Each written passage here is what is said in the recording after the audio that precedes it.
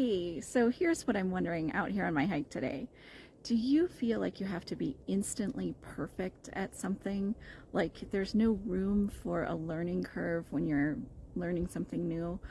Or do you feel like when you start into a project that you have to have it completely done, like right away, all together? Like you have to wave a magic wand and go poof, and it has to all be done right away? Um, and are you listening to this thinking, well, wait a second, that's just ridiculous. I mean, that's just not even possible. And yet, well, actually, yeah, that's exactly how I feel. Yeah, so that's a really good sign that you're encountering your learned distress, which is this feeling we absorbed early in life that there's something wrong with us being just the way that we are. And this is how we store complex trauma or childhood trauma. And as we're absorbing learned distress, our brain is developing a survival mechanism to allow us to manage that awful feeling and keep living our lives.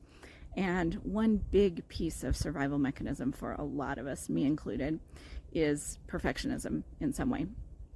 And so the cool thing is that you can actually remove layers of learned distress, and things can really change when you do. So this is what that looks like in terms of perfectionism. So the first thing that happens is that your core well-being, this feeling at your core that you are good enough, just being yourself, that you are already perfect, just being yourself, that expands and takes up more and more space inside your sense of self. And then a couple things come from that. One is that you feel like you can learn new things bit by bit. You can be a beginner, maybe even with other people, like in a class or something, instead of feeling like if you have to learn something new, you have to go off in a dark closet by yourself and figure it out and then emerge as an expert already on it. The other thing that can really happen is that you can just start into things and take them bit by bit instead of having to have them all done right away.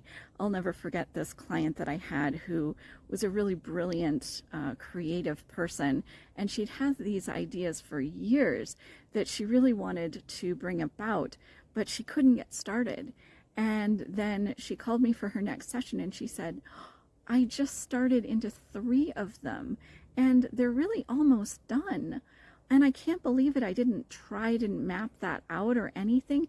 I just started it and I've been able to like pick them up and put them down and take them bit by bit instead of just feeling like I had to focus and take them to completion before I started anything else. And it's amazing. I feel like a different person, really. So those are a couple ways that can show up, and as you can imagine, that really can cut down on procrastination if that's something you've dealt with.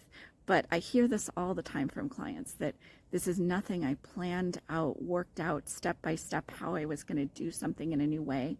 It just happened and came about. That's really a hallmark that the learned distress removal process has happened.